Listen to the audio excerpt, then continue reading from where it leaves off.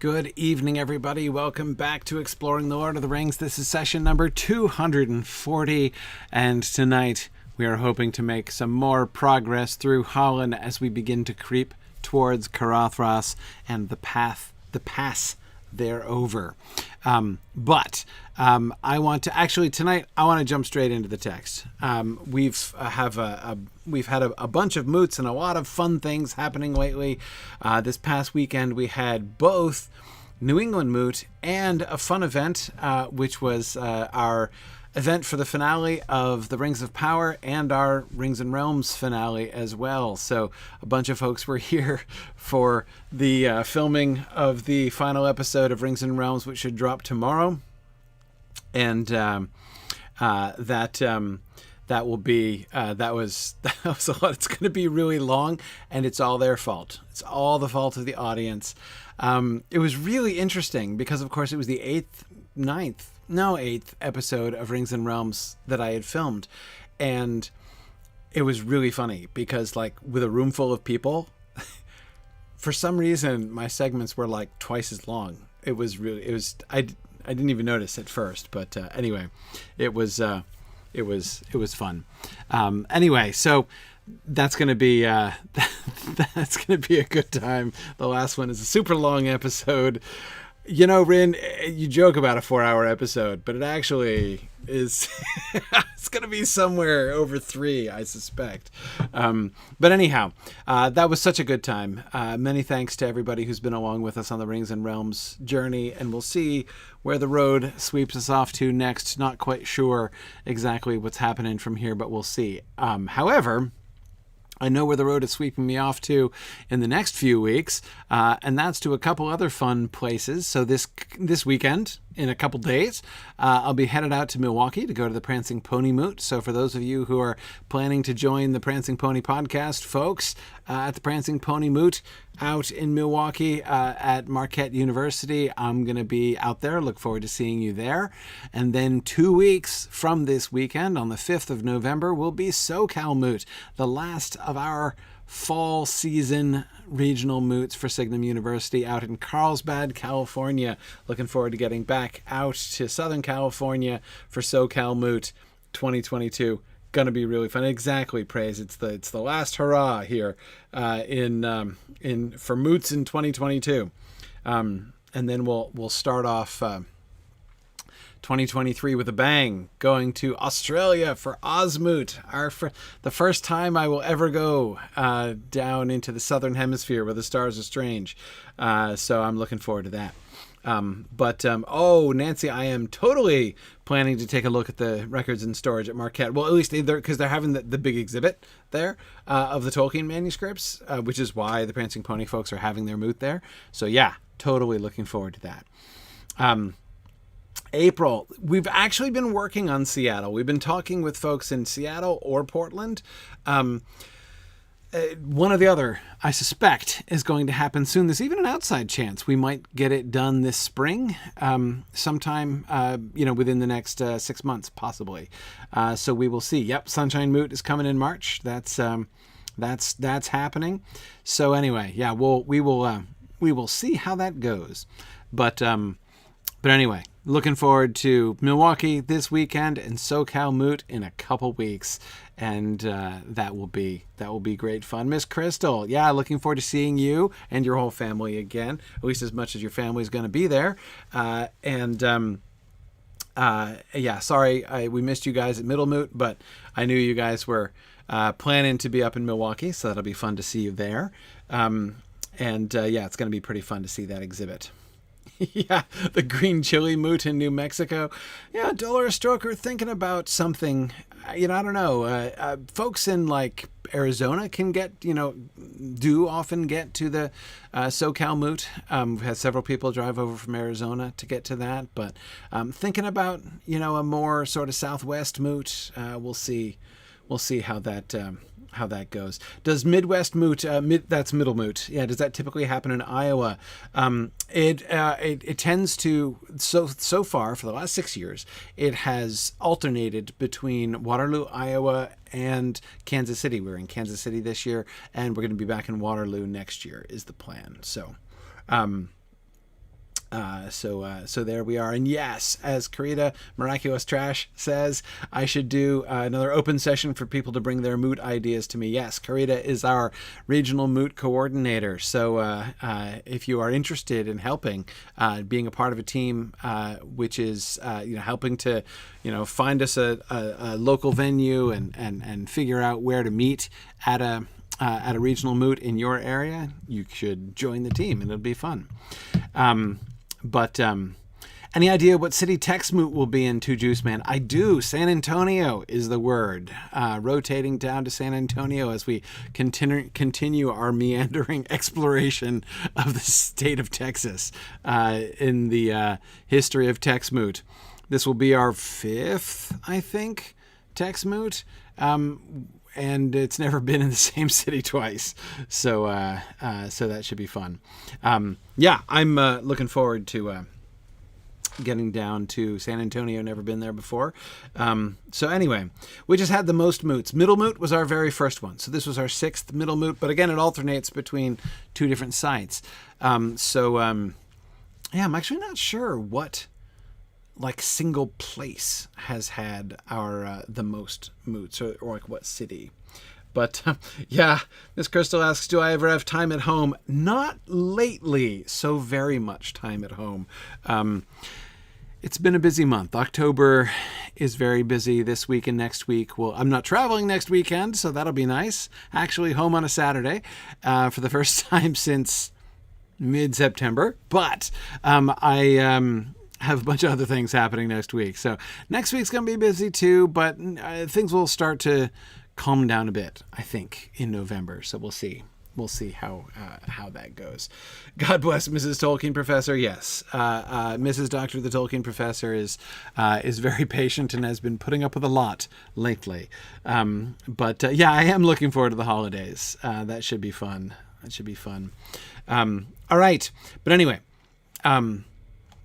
let us jump for having not meant to do announcements. I accidentally did. Well, it's hard not to talk about the fun events we've had and that we are planning to have soon. And I'll remind you guys about SoCal Moot again next week. Again, it's in Carlsbad, California, 2 weeks from this coming weekend. So it's like 2.5 weeks from now. So if you guys, if any of you are anywhere near Carlsbad and would like to come, there's still time. There's still time and still some space. So you'd be welcome to join us. And of course, anybody can join us remotely, as all of our regional moots are fully hybrid moot experiences. Yeah, Carlsbad is in San Diego County. It's just a little north. I think north, right, of San Diego, as I recall. Exactly. So, and I will say several of you have been passing this along already, and so I'll just add my voice to that. Happy birthday to Druid's Fire, who is our moderator here and who also is our digital moot facilitator. She's the one who helps make our remote access our virtual moots possible. So thank you to Druid's Fire and happy birthday today. Cool. Belongsmod, I thought you had put in a proposal. I'd heard rumors that somebody had put in a musical proposal and I was like, I hope that's Belongsmod. Looking forward to hearing you again. Okay. Let us get back to the text. So remember where we were actually, hang on, let's skip ahead. Back, just to remember where we are. Whenever I miss a week, I always have to remember. Okay, right. So we got to Strider's report. This is the passage where we were last time, and we talked about the Crabine and what it suggests, and Gandalf and Aragorn's sort of continuation of an apparently ongoing discussion, and Aragorn's assertion that it must be put out and not lit again. Okay, that's where we were. All right, so back to the next passage. Well, if that isn't a plague and a nuisance, said Pippin. The news, no fire and a move again by night, had been broken to him as soon as he woke in the late afternoon. All because of a pack of crows. I had looked forward to a real good meal tonight, something hot. "Well, you can go on looking forward," said Gandalf. "There may be many unexpected feasts ahead for you. For myself, I should like a pipe to smoke in comfort and warmer feet.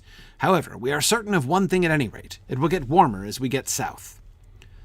"Too warm, I shouldn't wonder," muttered Sam to Frodo. "But I'm beginning to think it's time we got a sight of that fiery mountain and saw the end of the road, so to speak. I thought at first this here Redhorn, or whatever its name is, might be it, till Gimli spoke his piece. A fair jawcracker dwarf language must be."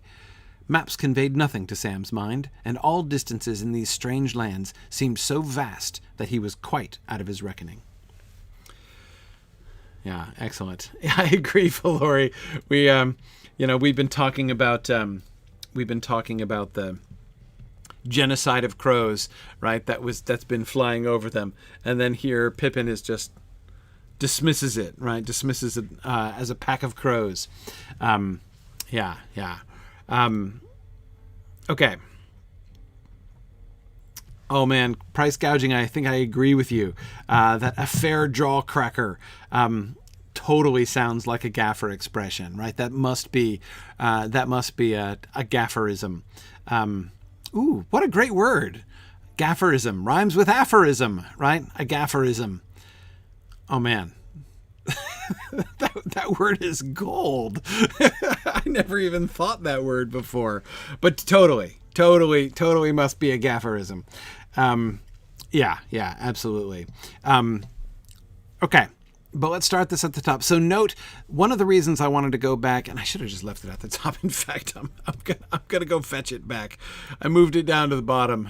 As you can see, this is why I don't just delete the ones that we finished. I rotate them through and keep the last 10 or so on in case I want to go back and refer. This is why. I'm going to move this back up just because notice that we have here two separate conversations, right? We get Aragorn's report and Gandalf's response, right? So we get Aragorn and Gandalf on this sort of high-level discussion, Aragorn's report and Gandalf's plans and Aragorn's suggestions, and then we get the Hobbit response, right? The Hobbit Commentary on this whole thing. "If that isn't a plague and a nuisance," said Pippin. "The news, no fire and to move again by night, had been broken to him as soon as he woke in the late afternoon." First of all, notice also Pippin sleeping through this whole thing. Now, presumably, Aragorn doesn't go and wake everybody up when he's reporting to Gandalf, right? He immediately goes and he wakes Gandalf up. But I doubt Gandalf is the only one who awoke here. But Pippin definitely did not, right? He slept straight through to the late afternoon, was then looking forward to a good meal, right? Remember, they were planning to sleep through the day and then get up, rest that night, right? Have a whole day off, right? Rest again the next night, and then leave the day after that. They're going to have a day and a half here in this little dell as a little treat and a way to recuperate, right? But the news is broken to him. No fire and to move again by night. So it's far worse. Not only is there no rest, there's also no hot meal of any kind, nor any warmth. It's been cold. That wind that was cutting through their clothing before has died down. So it's not as bad as it was before, but still, it's very cold. I'm thinking, whenever we shift like this now, that is from one perspective to another, from one kind of register to another, I'm often thinking about our narrator question. I think it's pretty clear who wrote this section, right? This has got to be Frodo, right? This has got to be Frodo because it includes Sam's talk, right? Frodo is the one who wants to include more of Sam's talk. I don't think that Sam would have included that long speech of his own there.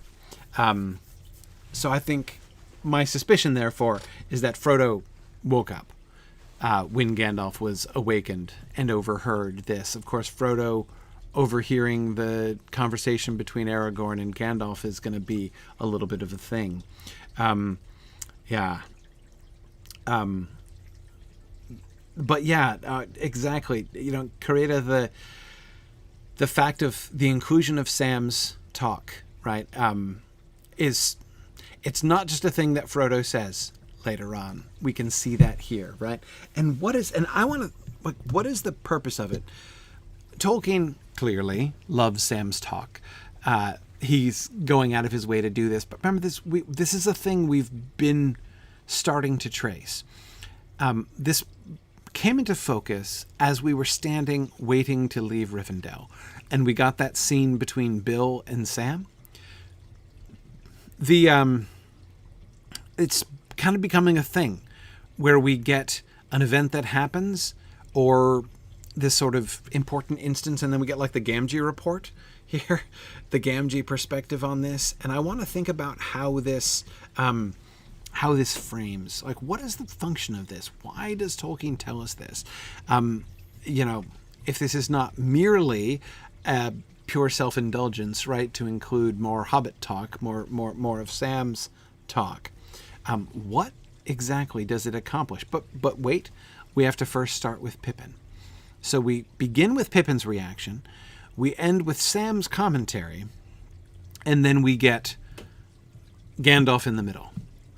Gandalf establishing here sort of the through line between the high-level talk with Aragorn in the previous slide and the Hobbitry talk here in this slide.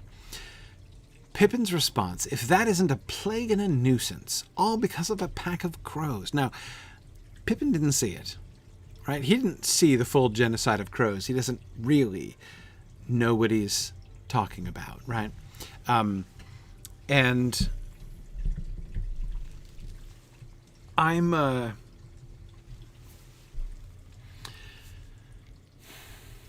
not sure what to do with it.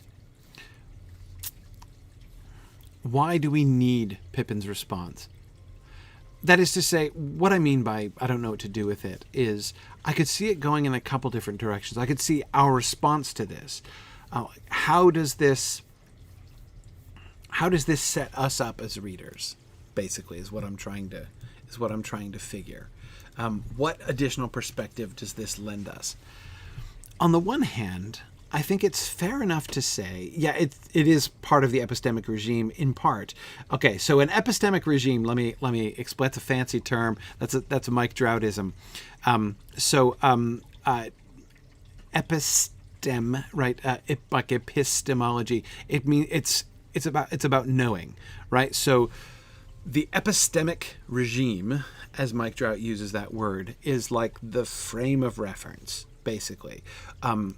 How much, from what point of view, and specifically thinking about epistemic, so about the frame of knowledge. So that is, how knowledgeable is the narrator, is the point of view character in this moment?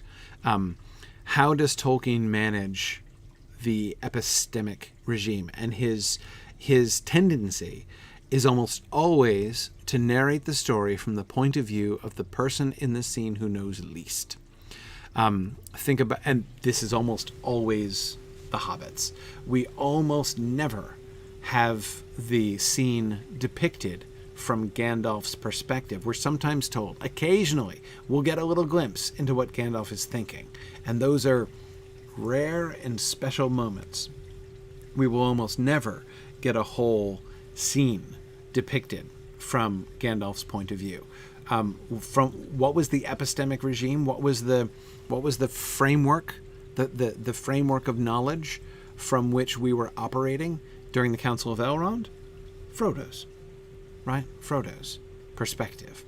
And so what this means is there are often going to be things that happen that other people might know or might recognize, but which we won't be told about. This is, of course, really quite a good move. A lot of people do this kind of thing. It's a smart way to write a narrative. If you tell the narrative from the point of view of the person who knows most, right, then you're setting yourself up, because now you've got to explain everything. It's hard to just kind of let the story unfold. the point of view character is the one that sort of the reader is sort of riding along with, in a sense, right? So if the reader, who knows presumably relatively little, right? At least on a first read, the reader knows relatively little, and so therefore the person in the scene who also knows relatively little will be a sort of fit companion, a suitable framework. If you tell it from the point of view of a person who knows everything, then you're going to have to explain all that, right? There's going to be a disjunction between what it, like the point of view character sees something and they know all this context and they can explain all this stuff, but they probably wouldn't do that.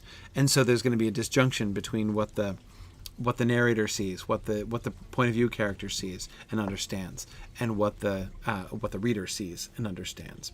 Now, it's true, Dan, that Frodo knows a bit more about certain things than some characters do. Yes, you're right. And this is one reason why I'm not sure. I mean, I think that Mike Drought is right about this. I think that his observation is a very important one. But Dan, for exactly that reason, I don't think it's a full enough description. In my book that I've been working on, my Exploring the Lord of the Rings book, I like to talk about this in terms of big and small. That is, it is often ignorance is one of the factors, like levels of knowledge is one of the factors, but it's not the only factors. And it's not the only factor involved. And sometimes I think there's something to do with humility, with, I don't know. Well, we'll see how that kind of moves forward. But anyway, yes, you're right that it's a great way to unpack exposition, to pack exposition into the narrative to Juice Man, because the point of view character is learning along with the audience. Yes, exactly. Anyway, yeah, so I don't want to digress too fully here, but Bjorning, yes, you're right that this shift this is a very typical shift. But notice again how it works. We didn't just start here. We didn't just start doing all of this from like Pippin's perspective. But keep in mind, we had Sam's perspective, even on the previous slide, even on the conversation between Aragorn and Gandalf. We were hearing that from Sam's point of view, and Sam, who was, he had been with Aragorn, and all the descriptions were from his perspective. He didn't know fully what they were talking about, right? We got all of this. We get this conversation of the two of them alluding to things that we haven't really heard about yet, and presumably Sam nor Frodo, if he were awake and overhearing, would have known about that either. But anyway, this is something more. This is something else. We already had Sam to establish the epistemic regime in that sense, to establish, to maintain the point of view character as a hobbit. And it's almost always a hobbit. If there are hobbits around, the point of view character is the hobbit. And that's almost always true. Think about that. Think about moments in the story, in the Lord of the Rings story, when there's a hobbit present, where the hobbit is not the point of view character. Apart from those brief glimpses, like when we are told what Gandalf is thinking, that time in Rivendell when he's looking at Frodo and thinking that he, may become, like a glass, for eyes to see that would, right? Remember that passage? The thinking fox, yes, the thinking fox. Though in the defense of the thinking fox, all of the hobbits were comatose at the time, so there were no waking hobbits there present. Anyway, it's rare. It's very unusual. The hobbits are almost always the point of view characters. But as I said, we had that, right? We had that now. Actually, Emily, that's a wonderful example. The healing rooms at the houses of healing. Well, actually, no, hang on, because Mary's not there most of the time. or rather Pippin's not there most of the time. I don't think. But that's exactly the kind of thing, because no, he's already gone to Merry, right? So it's not until we get to Merry's room that we pick up with Pippin. Yeah, but I think maybe he was there in Faramir's room, Emily. No, that's why my impulse was that was a really good example. Because if so, if Pippin's there, could somebody check and see that? No, I'm just curious now. Because if Pippin is there, it would be a very rare example of a scene taking place in a room where a hobbit is standing there present, right, but basically being ignored by the narrator, where the narrator is just totally following the action and basically kind of letting us forget about the presence of the hobbit entirely. I think that the scene at the Black Gate is from Pippin's point of view, Trifle. I think almost entirely, up through and including his unconsciousness. That's when it ends, right? When Pippin's point of view fades to black at the end of that. Because even when we're, I mean, the whole Mouth of Sauron thing, he's there for that. Anyway, but the point I keep getting distracted from and want to come back to here. This passage is unnecessary. We didn't need that. We didn't need that. We didn't need this passage. We already had Sam's point of view. He was our point of view character for the last several slides through that whole genocide of crows incident. This is pure extracurricular Hobbit action that we're getting here. And it's not for point of view purposes, exactly. Not for narrative point of view purposes, not for epistemic regime purposes, not for framing purposes. Exactly, Zeev. It does tell us more. It does tell us more about the Hobbit. It's bonus hobbitry. That's exactly it. Is it meant for levity? Wordwise is asking. Yes, it is meant for levity. I mean, to some extent, yes. It's. I mean, again, we have Frodo's commentary on this later on, right? Why does he imagine an audience clamoring for more of Sam's talk? He makes me laugh, he says.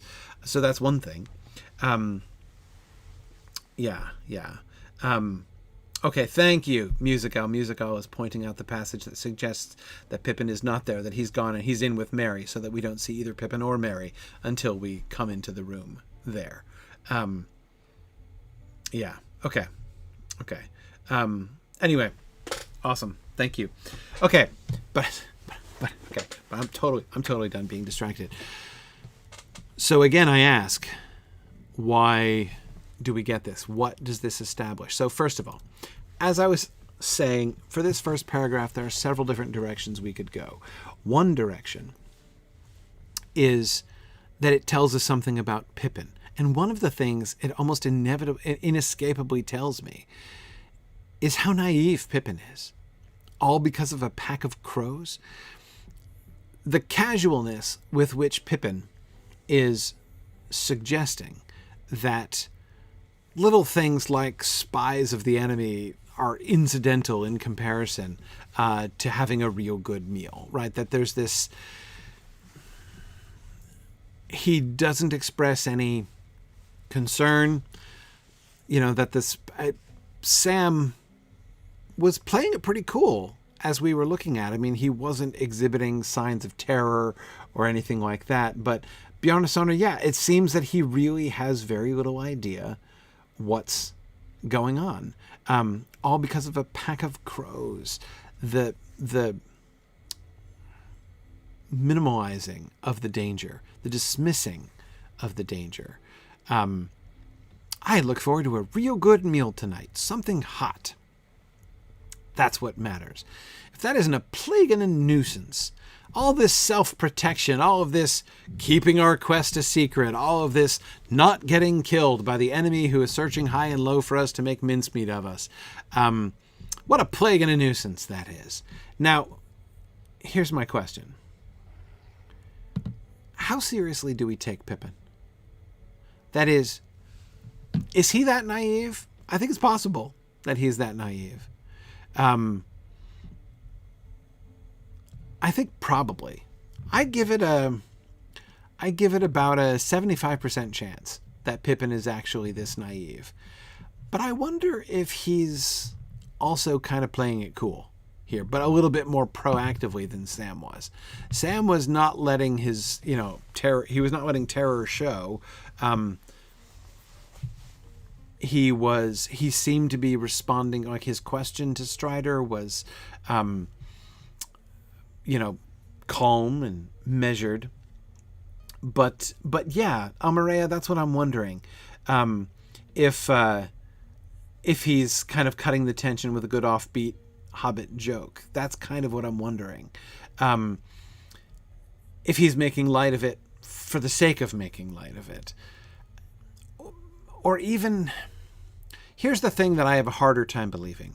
I have a harder time that Pippin is strategizing here, right? I'm willing to believe something of Pippin, but I'm not sure I'm willing to believe that.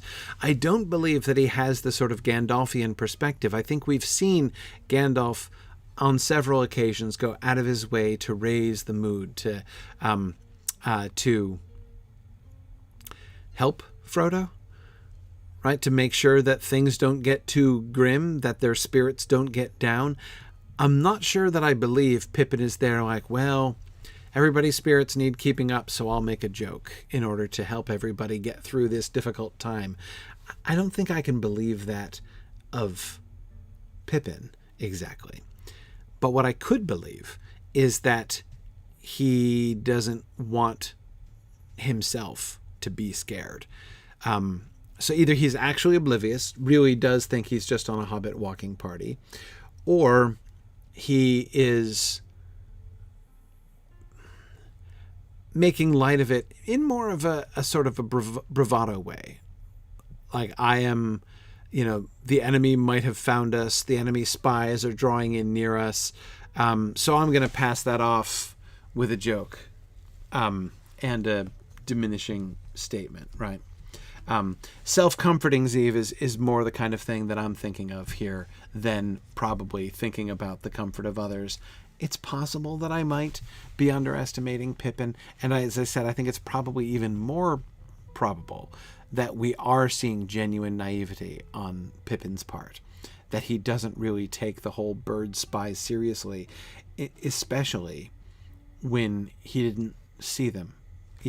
All he knows is that crows have flown overhead, and he's like, you saw a pack of crows and now we can't have dinner, whatever.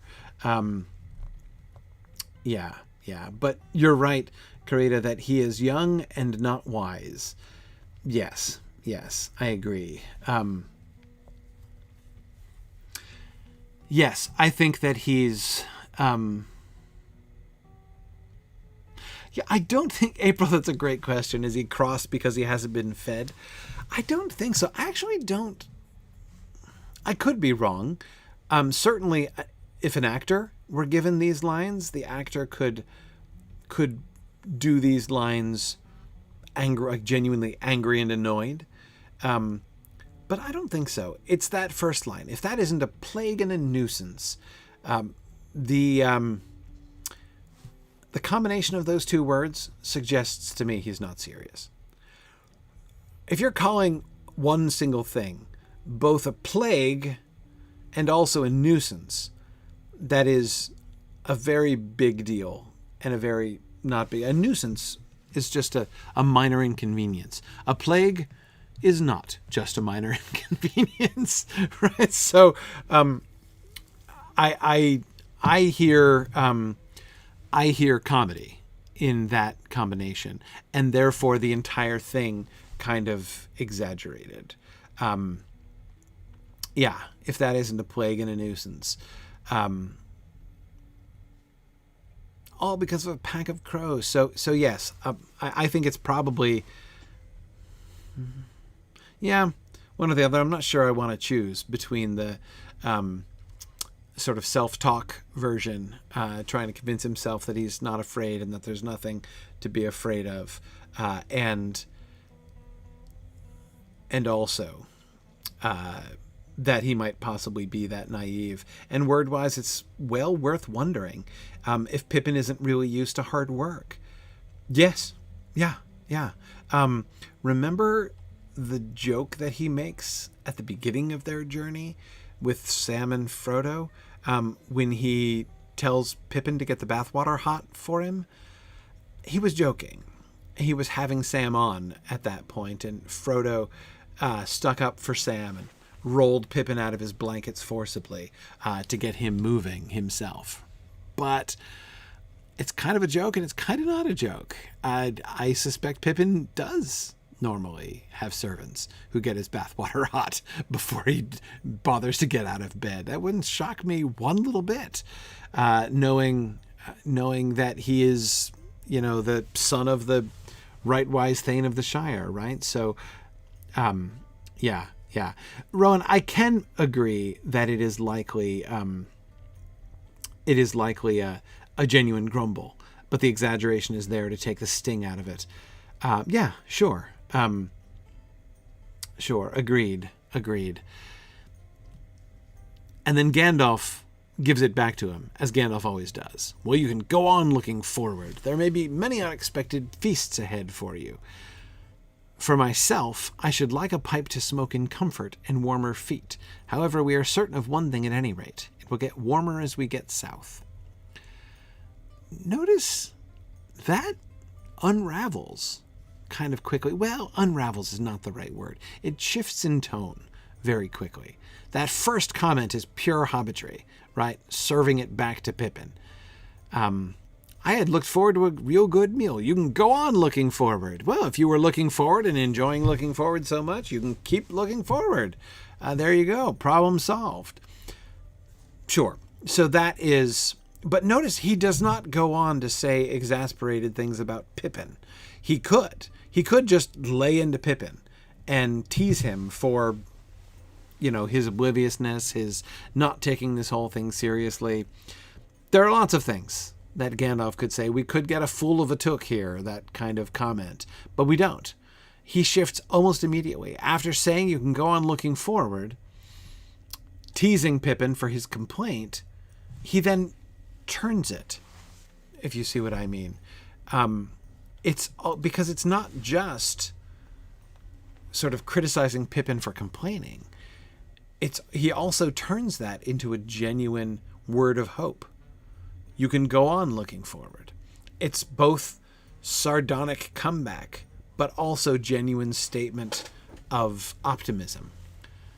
There may be many unexpected feasts ahead for you. Oh no, wait. He literally means go on looking forward. Think good things about the future. Imagine the nice things that may yet come your way, because many of them may. There may be many unexpected feasts ahead for you. If you're genuinely feeling grumpy about your hot meal being taken away tonight, well, your hot meal has been unexpectedly taken away, but many feasts unexpectedly may, present themselves before you as we move forward. Of course, thinking of Three as Company, as we just were, because I was just referring to it, we saw already, it was one of the very first things that happened on this entire journey was an unexpected feast with the elves in Woodhall. That's going to be a kind of thing that is going to happen to Pippin and to the rest of the company at various points. Yes. So he turns, as I say, turns it into genuine encouragement. And now talks about himself. For myself, I should like a pipe to smoke in comfort and warmer feet. That is, I understand about, I'm not far from criticizing you from grumbling, far from tearing you down for that. I'm going to openly sympathize with your grumbling, Pippin. Yeah, I could complain about stuff. My feet are cold, and I would like to be able to smoke my pipe in comfort. But none of us can have what we want here, right? You're not the only one suffering, Pippin. I empathize with how you feel. We all feel the same way. And then he immediately gives a counter to that. Another piece of encouragement, another piece of hope, a piece of umdir. Things are going to get better. We are certain of one thing at any rate. It will get warmer as we get south. It will get warmer as we get south. So see, we're headed south. It's going to be getting warmer, so cheer up. Okay. What a sort of strange thing, I think, here. If you think about this in the big picture, the more you think about that last statement in the big picture, the funnier it gets. Right? So Frodo, on the one hand, you are headed into the stronghold of the enemy in order to find the inner cavern of an active volcano. But the good news is you won't freeze to death while doing it. Right? I know you're a little chilly now, but it'll get plenty warm later. When you're surrounded by molten lava, I bet you won't be cold at all. It's right. All the meals in Mount Doom are hot meals, Karita. Exactly true. Exactly true. I mean, there's something, there's an almost Puddleglumish edge to that piece of comfort. And I don't think that he means it that way, right? Do you know what I mean by Puddleglumish? Of course, I'm thinking of the Silver Chair from the Chronicles of Narnia and the character of Puddleglum, who's one of my very favorite characters in all of Narnia. And Puddleglum is likes to put a bold face on things. He says, right? He likes to look at the bright side of things, and is very often helpfully pointing out things like that. I'm trying now. Of course, I can't think of an example off the top of my head. Examples are fleeing from my brain. I can almost remember this one line that he says. Oh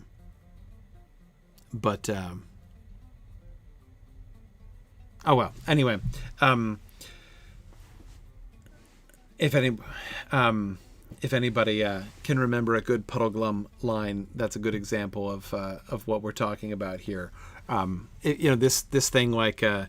Well, the good thing about headed down to, the blasted land and the fiery mountain is that it will get warmer.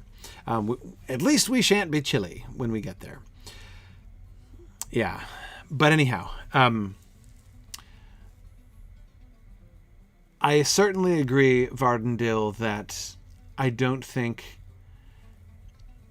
Gandalf is... I think it's inadvertent at Gandalf's part. But here's the thing.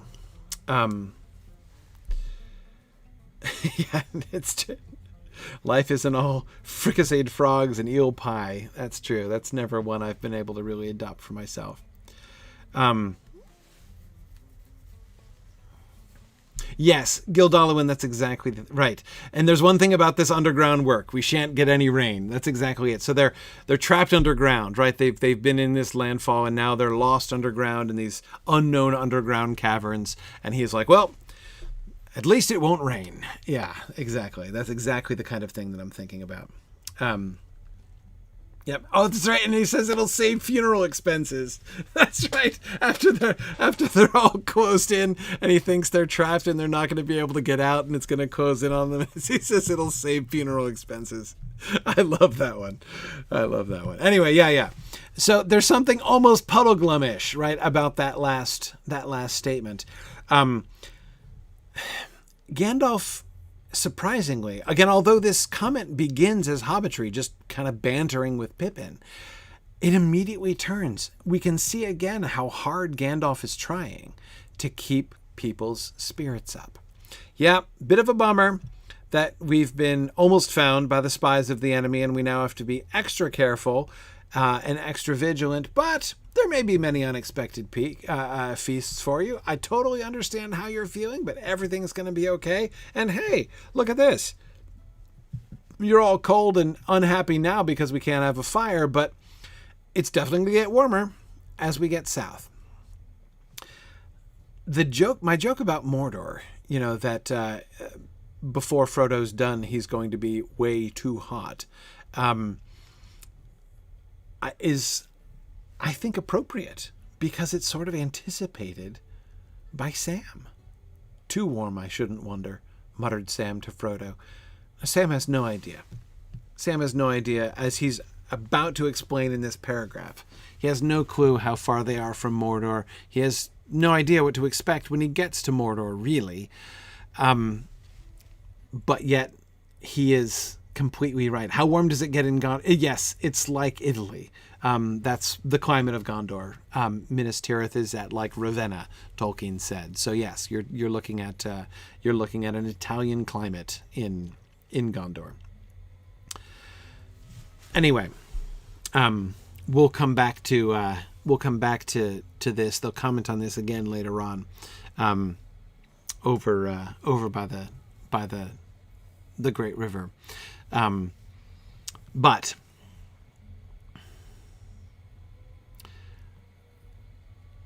here again we have another instance of Sam grumbling, of Sam sounding negative.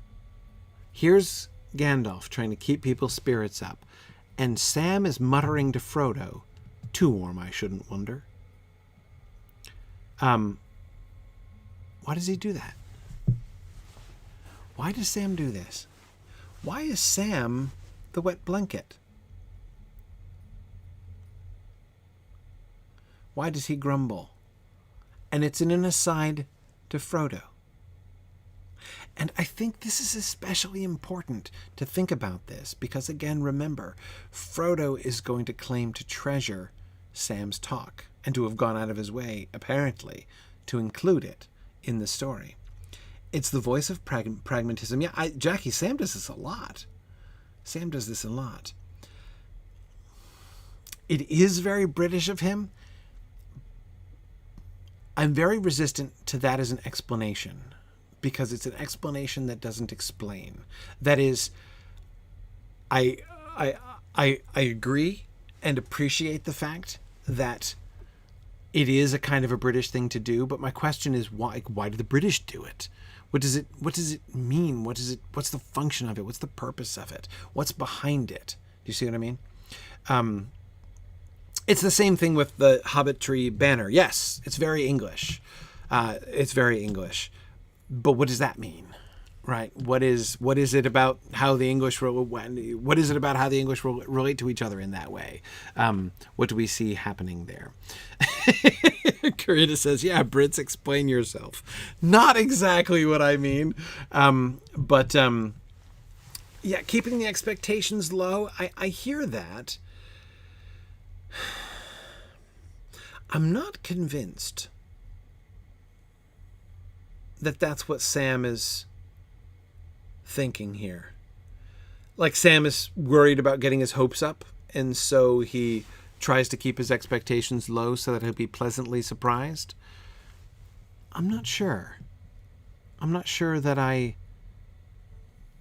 think that feels right.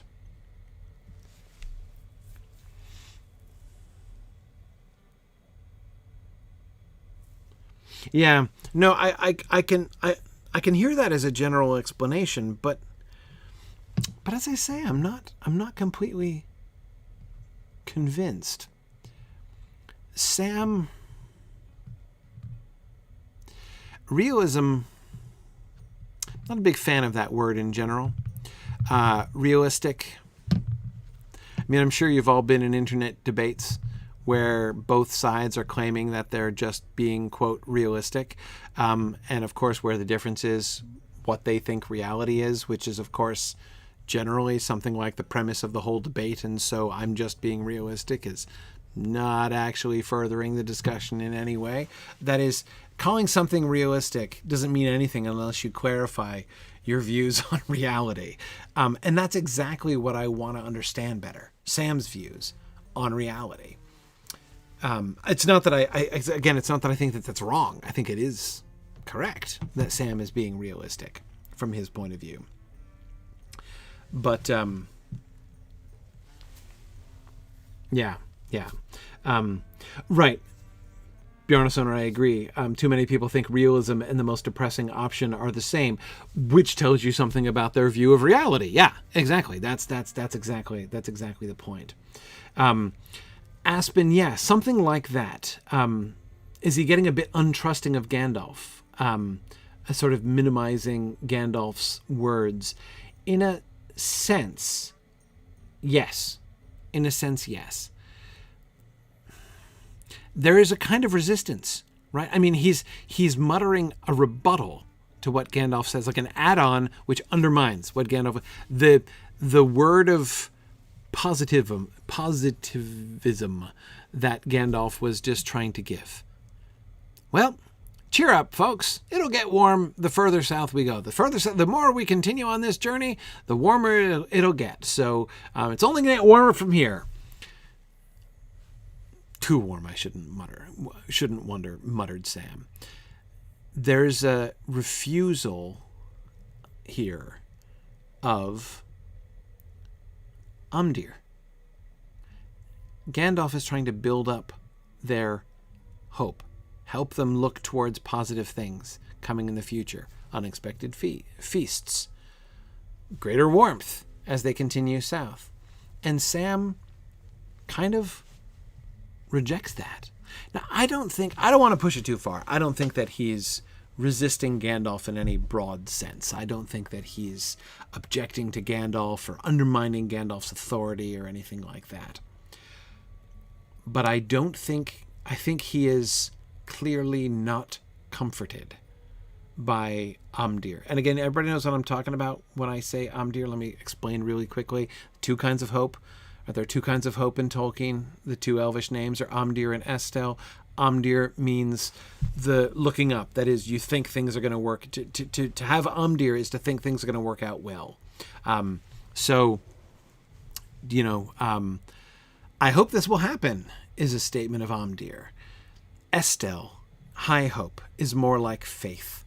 It is the fundamental belief that what should be shall be. That's a statement of Estel. That whatever happens to you, things might not work out well for you, but in the end, things are going to work out the way that they're supposed to be, and you don't have to worry about it. That's Estel. What Gandalf is offering them here is Umdir. Here are reasons why you shouldn't feel upset right now. Why you should cling to a positive frame of mind, despite the immediately distressing or depressing circumstances. And Sam isn't having it. Right? Sam isn't having it.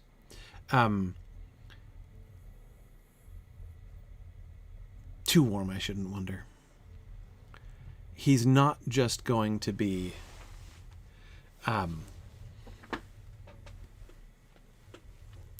he doesn't just accept positive thoughts about the future.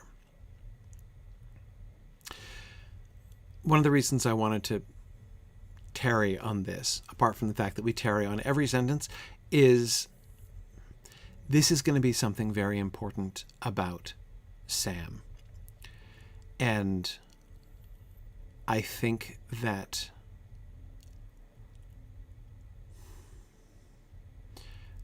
Sam is going to become the one for whom hope is the most important thing down the stretch. When we get to book 6, book 4 and book 6, but especially book 6, hope becomes a really central theme in the book.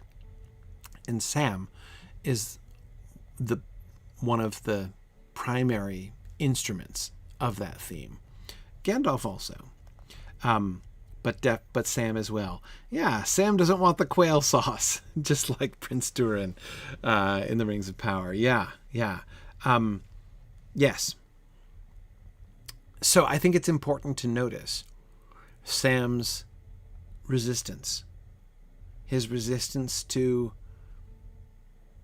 mere positive thinking. That is not what That's not how Sam operates. He does not move forward just thinking things are going to work out. He tends to be kind of a downer, kind of a wet blanket in that way. He tends to believe that bad things are going to happen. He doesn't have a whole lot of umdir in that way. I do think Dolorous Stroke, that it could be part of his journey, that he may move back, but that's why I wanted to look at this. I think it's partly both. I think he is going to develop as a character, and his own experience of hope is going to change as they move forward. But I think that there's an element of this that's always there through. Because notice where he goes from here. Too warm, I shouldn't wonder. But I'm beginning to think it's time we got a sight of that fiery mountain and saw the end of the road, so to speak. I thought at first that this here Redhorn, or whatever its name is, might be it, till Gimli spoke his piece.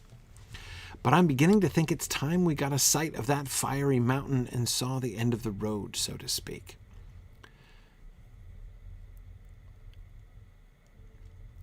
He is not just confessing that he was mistaken, that when he saw the Redhorn, he thought it was Mount Doom, because he'd never seen mountains before, before this journey, and he knew they were going to this big special mountain, and then he sees the Redhorn standing up like a bloody tooth, and he's like, oh, well, that's pretty Mount Doomish, right? Looks a little doomy. I bet that might be the fiery mountain. It's all red on the outside anyway. Probably it. So he's, on the one hand, sort of comically confessing that he thought at first that they were at the end of their journey, or nearing the end of their journey. But notice it's not just that he does that. It's not just that he does that. But I'm beginning to think it's time we got a sight of that fiery mountain. He hasn't just made a mistake. Or rather, his mistake is not only due to his ignorance of maps and his obliviousness to distances, right? His incomprehension of distances. He begins to think it's time we got a sight. The journey ought to be coming to an end by now. There's a kind of impatience there. Now, impatience seems unfair.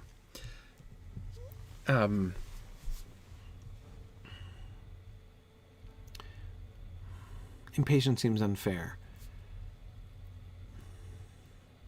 Incomprehension, certainly. I mean, notice the commentary we get. Maps conveyed nothing to Sam's mind, and all distances in these strange lands seemed so vast that he was quite out of his reckoning. They've already traveled so far that it's like he can't imagine they haven't traveled all the way across the continent yet. He has no idea. He's out of his reckoning because all of the distances are so vast. Surely, after walking for weeks and weeks and weeks as we have, counting the whole trip from the Shire, right? They've been walking for weeks and weeks. Surely, by now, we must be nearing the edge of the earth. It's hard for him to imagine that they're only a fraction of the way to Mordor. So to one extent, I think, in one sense, I think that that's what he means when he says, I'm beginning to think it's time we got a sight of that fiery mountain. But there is a hint. I want to come back to impatient again. There is a note that sounds like impatience. I'm not sure impatient is quite it, but do you see what I mean? Not just, I was mistaken, I had thought that we were further than we are, but we should be further. Isn't it over yet? I thought it must be over by now. That's what, some frustration. Saw the end of the road, so to speak. Yes, I wish it was over. Can't we get on with it? Yes, Valori, something like that. He wants right? He knows he has a job to do. He's embraced the job that he has to do. But he wants to get to it and see it over. I wonder if it tells us. Okay, here's an idea. I wonder if what this shows us is Sam's misunderstanding of what his job is. His and Frodo's job, I mean. That is,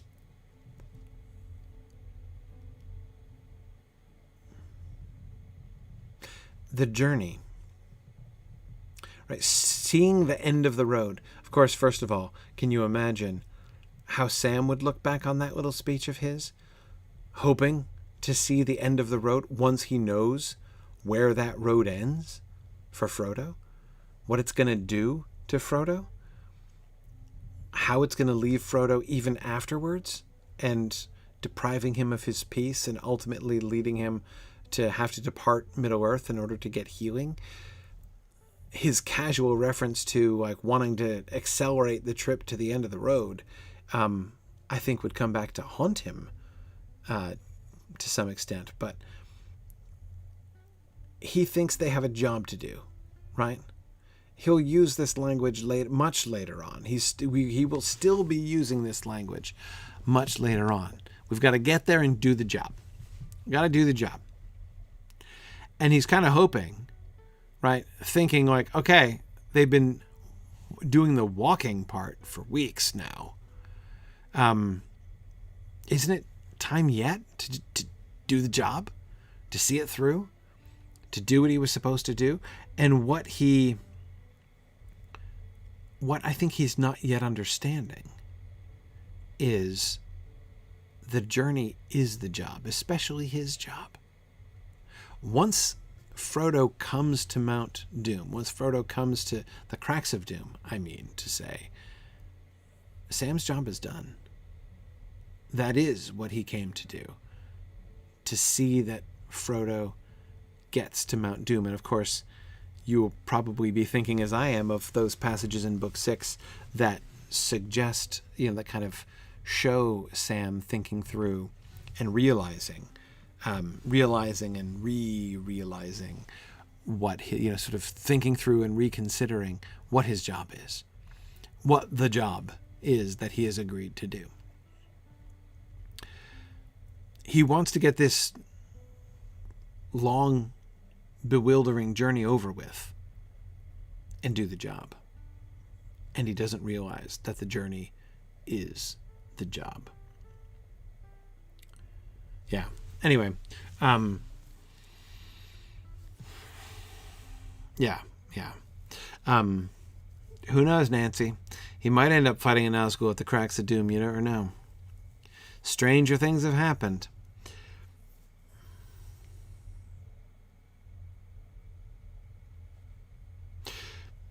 Yeah, sorry. Just again looking at saw the end of the road, so to speak. His confidence that the job will get done and everything will go back to normal. So, it's the job is never started, it takes longest to finish. If that's the job, better get to it, right? And get clear of it right away. Yeah, exactly.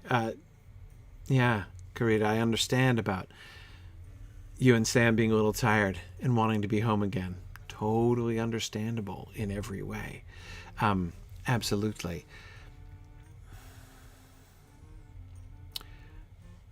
Sam has a long road ahead. He has a long road ahead and doesn't yet fully see what the job is going to be and what it's going to ask of him. So he's still innocent in some ways. He doesn't turn from the job. He's not resenting the job. He's not grumbling against the job.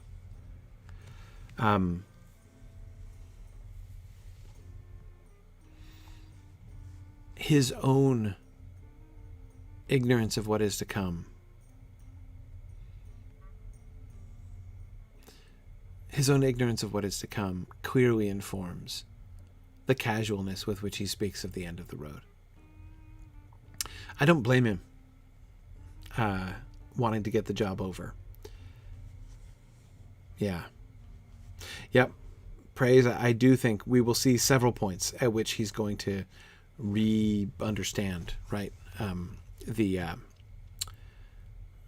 Reconceive, recontextualize his own job. Yep. Yep. Yes, you're right, Dan.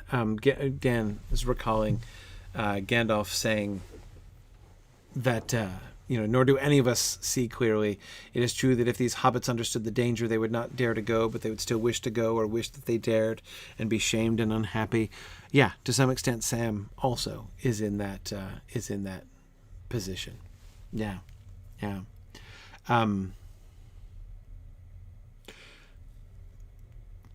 But let's not skip over his comment about dwarf language. We can't skip over the gafferism. On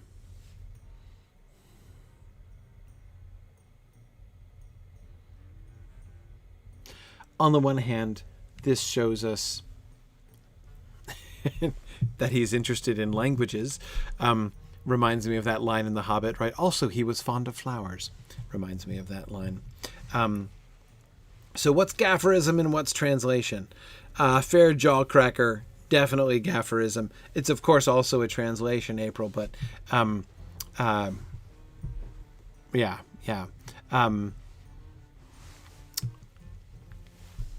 But clearly trying to retain the spirit of the gafferism there. So it tells us that he's interested in languages, but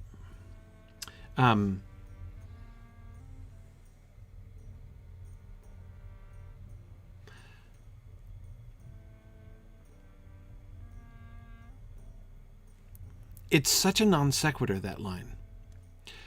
His whole conversation with Frodo here, well, at Frodo, this whole thing that he's saying to Frodo, his muttering to Frodo, is kind of poking a hole in Gandalf's cheerful encouragement, and then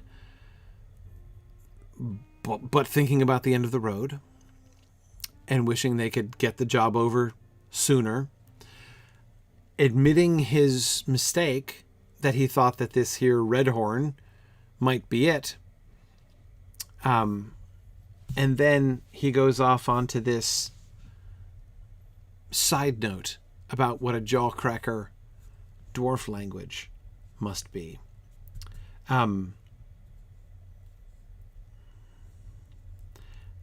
It's a little bit of funny. Yes, I was thinking of that line too, in the Silmarillion about the language of the Naugrim being cumbrous and unlovely in the ears of the elves. Yes. Right, Lady Okada says, I'm grumpy about the fire, grumpy at Gandalf, and for good measure, I'm grumpy at the whole dwarven language. Yeah.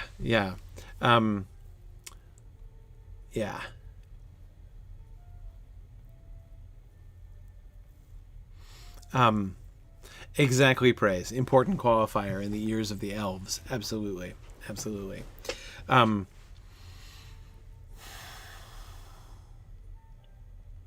I don't think that a fair jawcracker is meant to be slighting, necessarily. I don't think this is an insult intended to the dwarf language. He is kind of marveling at it. And notice it's the second comment that he makes about it, or whatever its name is also a reference to dwarf language. Gimli told them its name in Khuzdul, but he doesn't remember it, right? What a jawcracker dwarf language must be. As Sam is imagining learning dwarf language and perhaps cracking his jaw. Yes, it's phonetically confusing, for sure. Yeah, like chewing rocks. Maybe, Mudmore, maybe. But why does he go there? Why does he go there at the end of this little speech? Do you think he is changing the subject? Musical, I totally agree.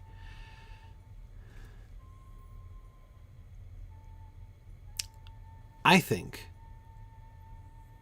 he is...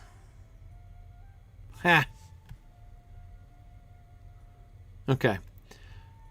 I was just going to say something tentatively, but then I thought of something that makes me want to say it more confidently.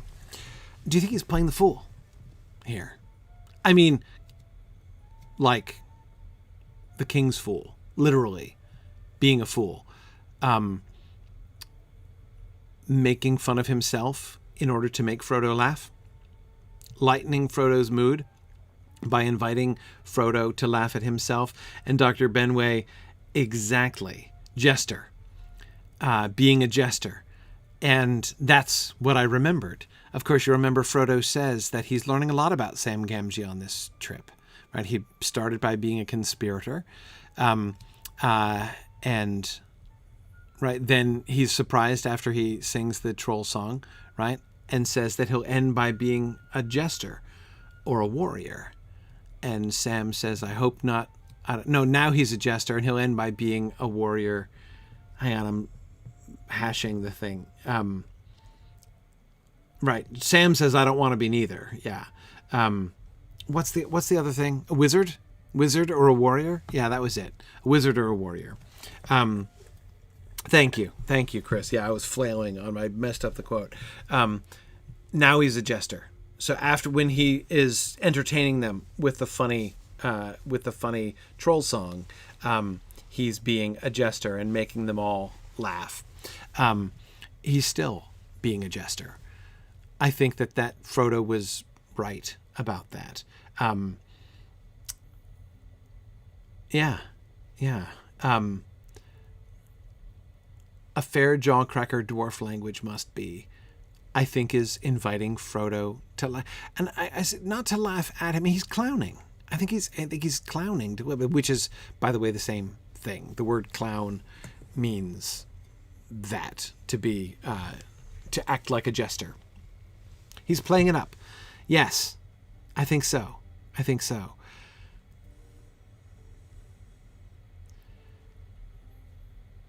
He's keeping up. So at first it sounded like he was undermining Gandalf's attempt to keep up Frodo's spirits. But I think perhaps he knows better how to keep up Frodo's spirits. Yes.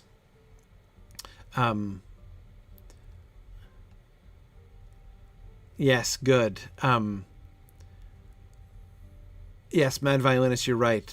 You should have been the king's jester, and earned your bread and stripes too by mimicking his counselors, is the only other use of the word jester in The Lord of the Rings, as Praise was just confirming. Yes. Right, so Chris is suggesting that basically Sam is saying, here, Mr. Gandalf, hold my beer and let me show you how it's done. Yeah, something like that. He's not undermining Gandalf. He is helping. He's keeping up his end. He knows best how to keep Mr. Frodo's spirits light.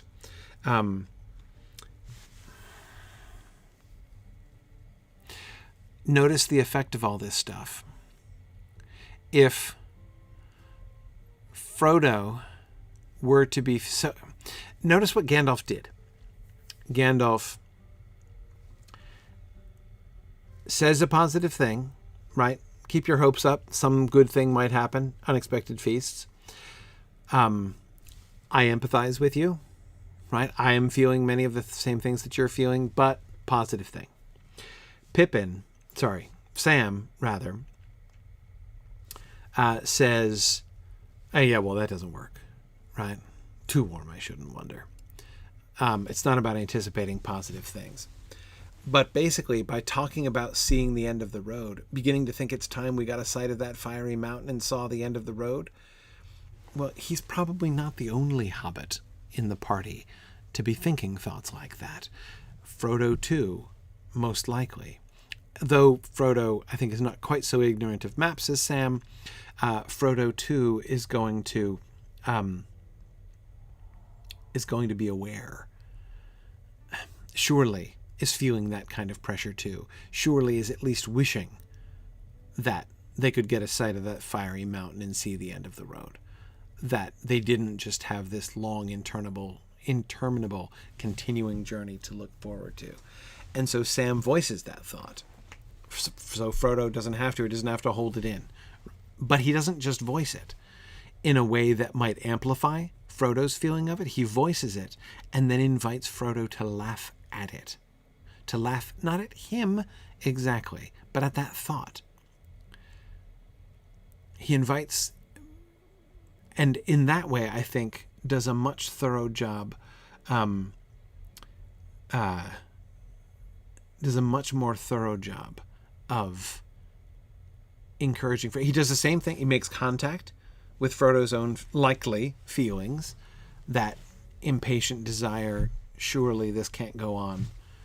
This can't continue to go on, right? And instead, he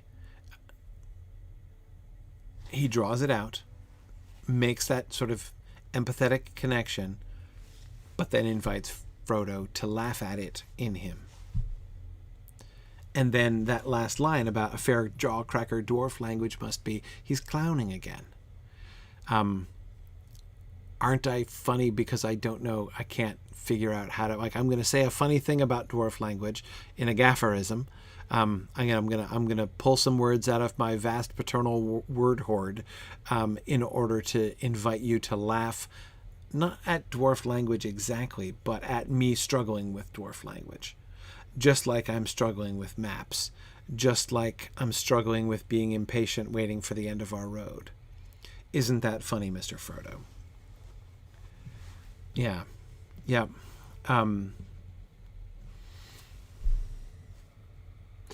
Yes. Yes.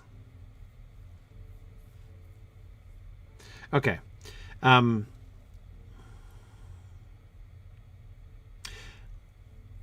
Yeah, Bjorning, I agree. Impatient is not the right word. That's why I was very resistant to that. He's not just like tapping his feet and rolling his eyes. Impatience is not quite it, but he wants it to be over. He wants it to be done. It's not just that the journey is. It's not just that the journey is long.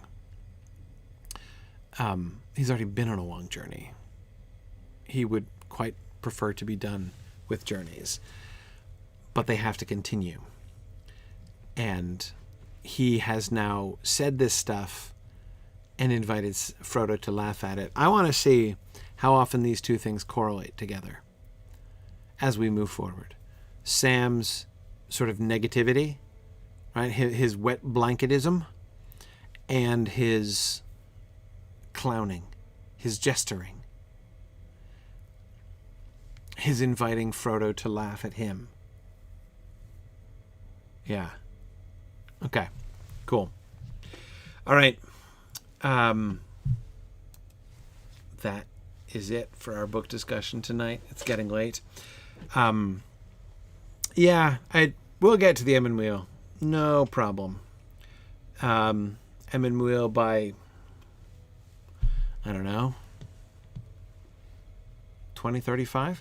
Who knows? But in any case, thank you guys for joining me for book discussion tonight. We will get to a little more travel and to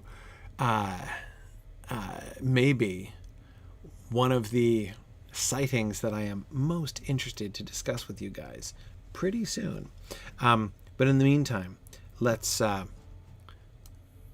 our field trip for those of you who can stay with us. For those of you who can't and can only stay for the book discussion, I understand. And I will see you guys next week. Should be back next week as normal. Oh man, crashed again. Hang on. Oh no. No, we should be okay. We should be okay. I'm not having the problems I had last time. I just got to log back into the game. It's been kind of acting up a little bit lately.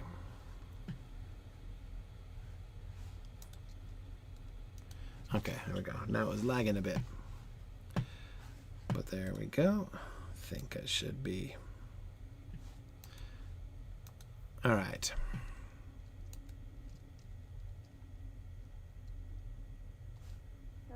Oh, praise, what a wonderful observation. By the dates, Holland is between January 8th and 11th. Frodo left Bag End on September 23rd. Mount Doom is March 25th. This makes them more than halfway done, although about 2 of those months were in Rivendell. Yeah, no, that's really interesting. For like percentage of the way through the book that we are at this point, it seems like it's still very close to the end, to the beginning of the road, and far from the end. And yet it's true. In time, it's not that far. That's one way of putting it, but it's definitely one of it's definitely, when you're on a suicide mission, any wait is too long. Yeah, no, exactly. But yeah, there's all kinds of different kinds of suspense sort of building up to where they're headed, to what doing the job is going to mean. Yeah, from Pippin's point of view, though, he definitely just strikes me as a teenager, like complaining that dinner's another 30 minutes away. It's like, well, I'm hungry now and I want to eat it. You always make things I don't like. Yeah. No, I do think that there's real naivete in Pippin there. I do think so. Mm-hmm. Okay, we're headed out to No Bottle? I believe so. Yes, because we're right, almost, but not quite done with the Yondershire. That's right. Okay. Oh, hey! Oh, that's so cool. Dan was just saying that that Helen, the coolest fangirl, just had her baby last night. Oh, that's great. That's great to hear. So she's has a YouTube channel. Oh, that's cool. Mutual friend of me and Dan there on YouTube. That occurs to me. Like when the book is published, there ought to be a page for exploring Lotro babies. Yeah. At the end of film productions. Yeah, exactly. Developers do that. Exactly. Yeah, there could be. Goodness, we could have. We're likely to have Exploring the Lord of the Rings grandbabies by the time we're done. Oh.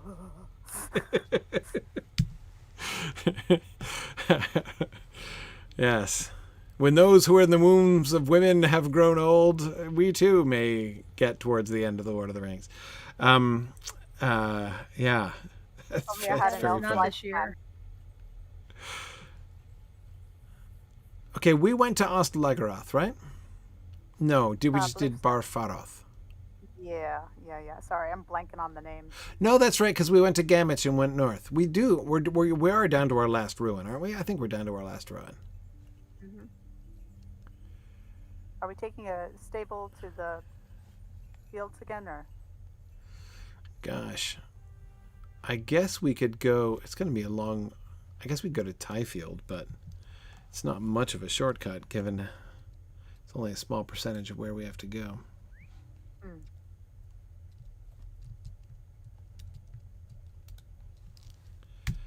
But I guess we could do that.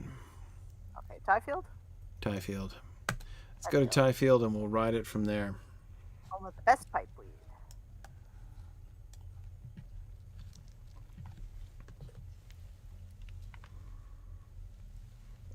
Okay.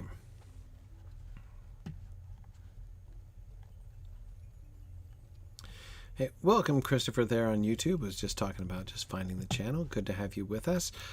Yeah, sorry, I'm a little bit inconsistent in I'm watching multiple chats during this, and of course during Exploring the Lord of the Rings. We have a Discord channel that we mostly use for. I can kind of wait for folks to finish arriving. We have a Discord channel that we use for most of our in-class discussion, and so that's what I'm primarily looking at, though I do have the chat windows from YouTube and Twitch and other things open, but it's rather a lot. It was fun when I was just doing all right, we can ride on out here. When I was doing the my last Prancing Pony podcast recording with Alan, a couple weeks ago, and we did the Prancing Pony live episode. That was the last week of September. I think we're bearing right here. No, we're not. We're going left. Okay. Yes, we are. That's what Fozzie Bear told Kermit the Frog, turn left at the fork in the road. Left at the fork of the road, exactly. And by the way, thank you for the birthday greetings, Corey. I appreciate that. Yes, Yeah, happy many birthday happy to returns you. of the day. I was Absolutely. playing hooky, playing DDO with Cordovan. No worries. Hey, No birthday worries. was It's fun. your birthday.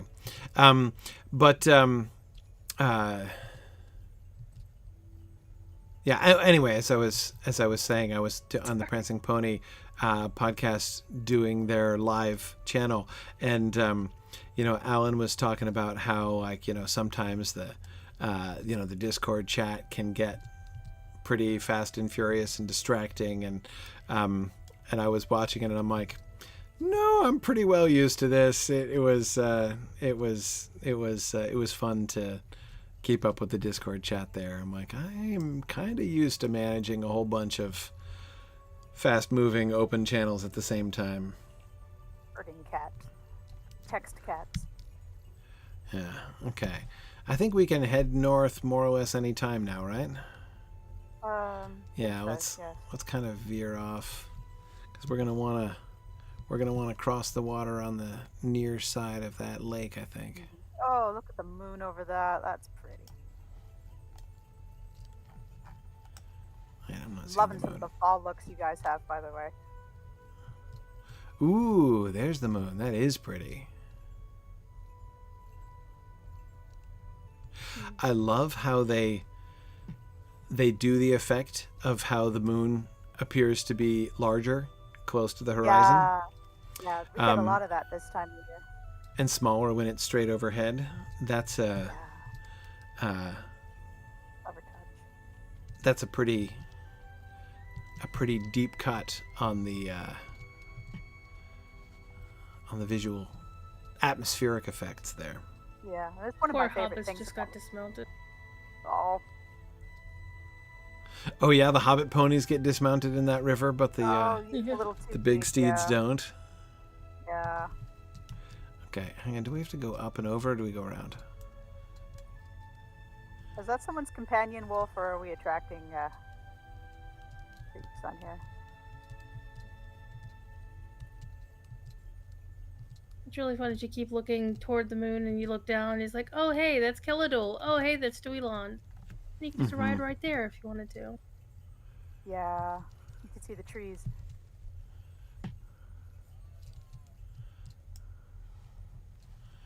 Okay, I'm looking. Okay, now I'm wanting to. All right, at this little vantage point here, which is first of all a little bit of a problem. Not a huge problem, but a little bit of a. I'm trying to see if we can see it from the distance. I don't think we can. No. I'm always interested in the situation of these ruins. It's a Where. very secluded place. Yeah, where it was located really tells you something. And this is very interesting. So this is the fourth ruin that we've looked at in Yondershire. We've got Tirhad, Barfaroth, Ostlagaroth, and Longabel. So Tirhad, and you'll remember that we were traveling sort of through history from east to west, right? We were first in peaceful Old Enuminus, where at that like pleasure house, and then we were in later Enuminus, but still Old Arnor, in what looked like a walled city, and then we got into Civil War Arnor, and in that way it was kind of a southward facing instead of northward facing. That is, instead of having that sense of the people from Enuminus having coming over the mountains and looking south towards the the lands that will become the Shire. With the third one, what was it, Ostlagaroth? It seemed to be most likely people coming from like the south and building the fortress up in the north. They might have been coming over the mountains too from Enuminus and Fornost, but again, the orientation is more towards south, which is where the contention was. Right away from a distance, we can see this is another. We're continuing chronologically. This might be the same period as Ost-Lageroth. Clearly, Arnorian Civil War. You could see that from the bricks, from where we were. The situation of this ruin up on a hilltop like this, very defensible position. Not exactly cliffs, but man, it would not take much to defend the approach to this. All you'd need is some stuff to roll down on people, and you could keep that going for quite some time. And the added advantage of it, they could, up here you can see the enemy, but the enemy can't see us. Oh yeah, you can see for even with the trees, you can see for quite a distance up here. There you can. Yeah, we've got really interesting. I don't remember Arnorian ruins having crenellations like that, like really clear crenellations up at the top of the towers.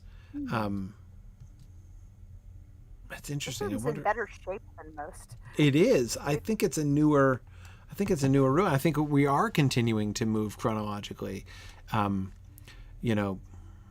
orienting east to west and increasing into the future there. Let me just look around. Like some of the stuff we've seen in Escaldine. Oh, right. And there's that elf tower across the river. What was that tower? Ward Spire. Yeah. That's it, the Ward Spire. Yes. Remember a long time ago, many classes ago, where we couldn't time come up here. That's right, where we were looking across the river and we could see that there was a ruin over here, but we didn't know what it was. We tried to swim it. Yeah, we did. And we stomped on this ruin down on the river itself. Yeah. That was an exhausting swim. Mm-hmm. Yeah, very cool. I mean, just holding the mouse for that long was exhausting. Okay. Now, we went around the front door, but coming in the front door, what do we have? We have an inner courtyard. So we have this, so the wall is sort of an outer curtain wall with immediately an inner wall. There is some thought for presentation, that is the large space above the doorway and the arch, where you have not only what's it called? Pediment? That's something else. No. I forget what it is. The space above the doorway. I forget the word for that. Yeah. Anyway, whatever that's called. But not only do we have the 7 stars up there, but we also then have the scepter of Enuminus really prominently. And then over here we got this little raised platform. What do you think this was for up here? Dais?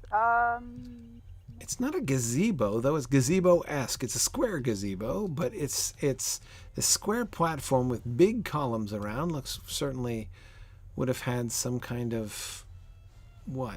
It was supporting a ceiling, obviously. Yeah. Oh, maybe this is the audience platform for people who just walk in. Yeah, I mean, you'd be looking down on people first coming in. Yeah. It's peculiar. It does really looks like they have to report in. Right. Really does sort of command this whole courtyard. Mm-hmm. Yeah. It is interesting that it's offset. That's definitely like a defensive thing. It's not a straight line to this figure of authority that this is. Yeah. It's an intentional sort of deviation from a straight line, because you don't want to line up your dominoes. Right. Gets a little sketchier in here. Hang on, I'm going to dismount. Yeah, a lot more damage in here. This is not as well preserved as the others. Yeah, it's nor as clean as the outside looked, in the sense of more ruins and closer to mint condition. Yeah, this looks more like what we've seen in Escaldine and Brie. Yeah. This is probably, I don't know that this is another courtyard. This might have been this might have been a hall. if you look at this, like this might have had steps up. Like if you look at this, there could have been a floor, right? Yeah. Where this, so you've got these plain unadorned walls down on what is like the ground floor right now, but that could have been a basement floor, basically, with the, steps up to a wooden floor, and then the arched columns are the walls of that floor, and then you've got the columns with a clear story above that, which we can just see. So I think this might have been a hall. This might have been like a great hall that you came in. Mm-hmm. Yeah. This looks a lot like some of the ruins of Estaldine when you get up near the swamps. Yeah. Man, here's another really fancy. I mean, look at that. That's like the scepter of Illuminus and Technicolor over there. I mean, that's huge. Yeah, there's got to be some Numenorian, like fancy dealy, not quite magic, keeping that preserved while everything else is falling to rack and ruin. Right. Yeah, I see what you mean. Oh, look at these big skulls on here. I'm kind of new. I don't think I've seen these little totems before. I think we saw something like this before. It's the little bone like rib things down at the bottom that make me think of it. What is that? These are tree stumps that have been decorated. It's not an aurochs. Is that a giant boar? They couldn't have carried an elephant this far. Yeah, it looks a bit like a rhinoceros or something, or some kind of. Yeah, it's got double tusks. I think it's a boar. Oh, yeah. I think it's a giant boar. Like a warthog kind of boar, really. Yeah, we've seen some boars like that. Yeah. I mean, with teeth like that, not that size universally. Yeah, the size but is crazy for a boar. It is pretty remarkable. Almost looks like an elephant, so with double tusks and. Yeah, Greenstand, I thought you were an NPC for a second coming up here, and I'm like, whoa, who's this guy standing with the goblins? Oh, it's just Greenstand. Okay, gotcha. Thought you were a piece of the furniture there. Yeah. I'm trying to figure out what this thing was. We got a goblin, so we've got the stars and stars with the little artichokes around the edges.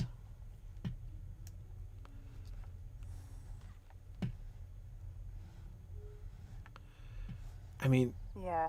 This doesn't look like a lookout. I mean, it's high, but I don't think it's a lookout. Mostly because of its positioning. You can't. Well, also, the artichoke leaves we generally only seen in the stuff that were made in peacetime. Yes, I agree. Or at least in peaceful circumstances. Mm-hmm. Well, it could have started out peaceful and then got dragged into the war. Yeah. But the way that this surveys not the outside, I mean, you'd have to be closer to the edge of the cliff or closer to the walls if you wanted this to be a watchtower. Maybe this was meant to be like some sort of protection place for important people. Like, this is the place we stick our important people when we want them to survive the next battle. Because it's very secluded. It is, but it has an open colonnade around it. It doesn't look heavily protected. It might not have been open when it was built. Yeah. And over here... No, see, still not a watch post. It is close to the back wall, so you could use it for a watch post this way. Yeah, not much to see this way. Exactly. There's not much to see. You don't need a distant view of those cliffs that are nearby. So it would be safe to have this open over here, unless somebody. Yeah. This is a place that is safe as long as nobody knows about it. Right. These trees might not have been there. Yeah. When it was built. But yeah, as Wordwise says, this sense almost of like religious, like it feels like a little bit ziggurat-y. That's my word, not Wordwise's word. And Almarea says it has the feel of a high seat of authority. Yes, it could conceivably have been a beacon of some sort. It doesn't look like the southern beacons, but it's not impossible. I wouldn't think so, though, just because of, again, it's not on an absolute height. Like, you want to be... I mean, look how it's, like, nobody in this direction. The direction I'm facing right now is southeast, which is a pretty important direction from an Arthedanian standpoint. And it's all blocked by these other mountains. You can't see this place from anywhere else. Yep. So yeah, remember how much... Useless. Yeah, remember how much of a hard time we were having finding this place, looking from a distance. Nemorniel, nice boots, by the way. Those are awesome boots. Really nice boots. Look at those boots. Those are excellent boots. Sorry. Can't help but notice people's wonderful cosmetics. What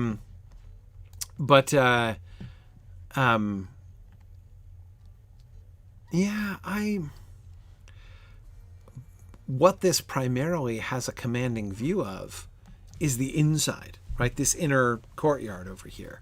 Mm-hmm. If off to our right where we came through was the Great Hall, this looks like a courtyard with that big colonnade there. It could have been inside. It could have been enclosed, possibly. But these stairs leading up to this suggest to me that maybe it was not. Rogue Pirogue, no. Almost none of these fortresses are discussed in the books. This is what is fun. Of course, there's such a great deal of world building that they've had to do in Lotro to fill out the entire world, to take the world, so little of which was actually described by Tolkien, and fill out the full details. I mean, he just describes what is, on the route that the company takes. Anyway, so there's so much that they've had to invent and fill in, but that's what's so much fun about this, is thinking about what we know from the books and sort of seeing how we can fit in what kind of, because even this kind of thing, like here's a random fort that they've included here, and of course they've included this for quest-related reasons, right? There's all these goblins running around that I'm pointedly ignoring as we're discussing through, because I'm here for archaeological purposes, not for questing purposes. But that's really the great fun of this, right? So although it's here and it has game reasons for being here, it also has world building reasons for being here. And I have found the Lotro folks consistently thoughtful. It tends to work. I'm not saying that they plan and intend, that the developers plan and intend all of the things that we observe or all of the conclusions that we draw, but the combination of how thoughtful and detailed they are in building Lotro with the combined with how thoughtful and detailed Tolkien was in the overall construction of his world and its history, we can begin to make a narrative. So that's what we're doing, is looking at this ruin that they've built here, thinking about its position. So we actually haven't thought about that much. Let's look at, from a map perspective, exactly where we are. So I'm zoomed out to the Eriador map right now, and we can see we're not actually, my green dot is not in the right place. We are not on the western bank, of the River Hloon. We're on the eastern bank still. Yeah. So we're kind of off the map of Yonder here. Yeah, exactly. We're more like where this little, I think we went past this. That's this branch that we crossed over, isn't it? I think. So we're not far from Lake Evendim, I guess. Now I want to see again if we go to Evendim here. So Evendim is still one of the ones with the old map. We were not far from Enuma. So yeah, we're up, I think, pretty much to the due west of the southern parts of the lake here. North of that little branch, which again I think we crossed over. That's the one that I did not lose my horse in, but the hobbits did. And then we continue to go up north in the hills. So this is a fortress in the hills. Okay, so my question is, why? Why would they build this? This is about as far as you can get from... So, it's clearly a Civil War construction. And Fornost, way over here on the North Downs, is the capital of Arthedain. So you've got Arthedain in this whole northern, especially northern and western segment, to the north of the Great East Road. So from the Great East Road through Bree to around Weathertop, and then north up towards Angmar, all of this, and through Fornost, which was the capital of Arthedain, and then Enuminus, past Enuminus, all of this was Arthedain. And they were fighting with Rudaur and Cardolan, the other two Arnorian kingdoms, and Cardolan was south of the Great East Road, so all this land down here on the southern parts of the Lone Lands and south of Bree, of course near the Barrow Downs, which was sort of the center of the kingdom of Cardolan. So that was Cardolan down here. And then you have Rudaur, which is the one that allies with Angmar and goes most seriously bad.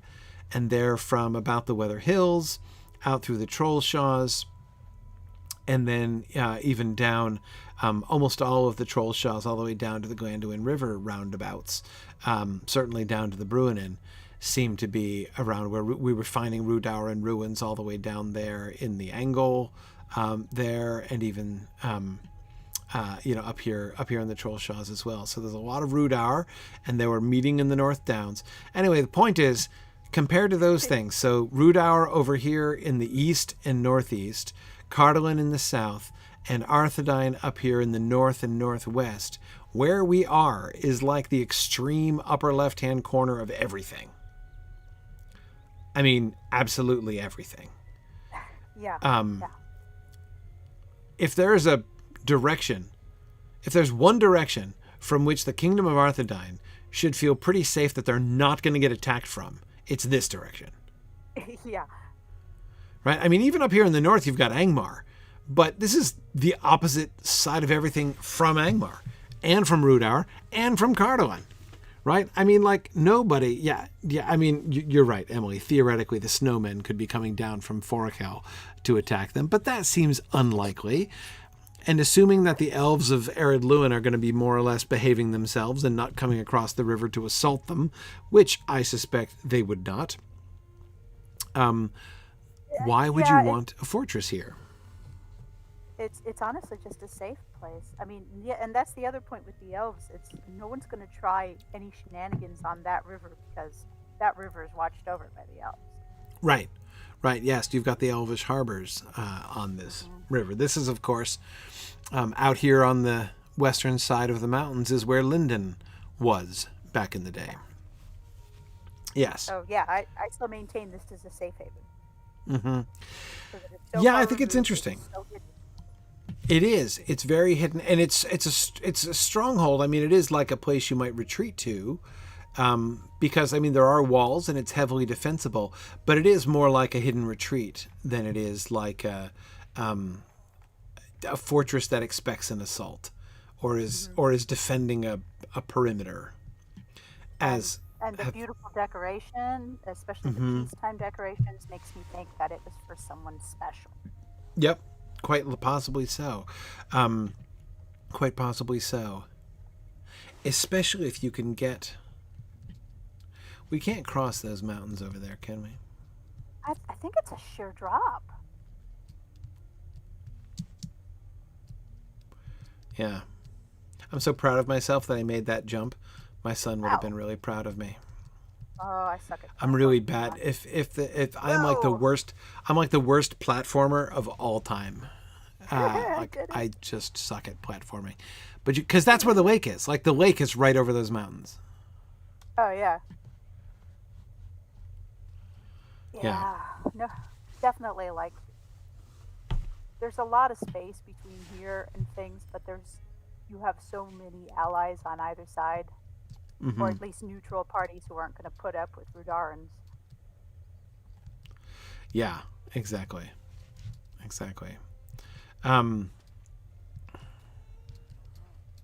Yeah. Let's see if I can make the second jump. Nope. Oh well. That's okay. Anyhow, yeah, it's. Oh wait, I guess there's another route. You did it. Nice. I can go up here anyway to look out with the goblins. Me and the goblins can look out. There's nothing interesting here. I made that. Yeah, no, there's no way over. I just wanted to see if there was any possible route. It'd be really interesting to get through and see what's on the Innuminous side of this. Oh yeah, Praise. You're saying your husband is embarrassed for you because you're a terrible platformer. You should see my son laugh at me, Praise. Matthias just can laugh himself sick watching me play something like, Super Smash or Super Mario Brothers or something like that. Honestly, that's why Lotro was my first video game. Back in the days of, 3 lives and you die, I'd get so panicked, I'd scream and I'd pull the thing out of the wall. Oh my goodness. So bad. Back when we had sports children. Yeah. So the impassibility to Innuminous is deliberate on the world builder's part. Scenario had said that they made it that way for reasons. Yep. No, I thought they might have done. I just wanted to check and see. Okay, but yeah. So I think it's a good theory. I think last stronghold of, last stronghold to retreat to. That seems to hang on this pretty well. Mm-hmm. And that there would be some kind of ceremonial element, right? Whether this platform, this high platform, both of these high platforms, this very high one here and the one that we saw, the less high but still conspicuous one right inside the gate, both of them have this, I don't know, performative element to it. It gives this sense of people making speeches or looking out over crowds or whatever, or offering sacrifices in the other direction. Yeah, exactly.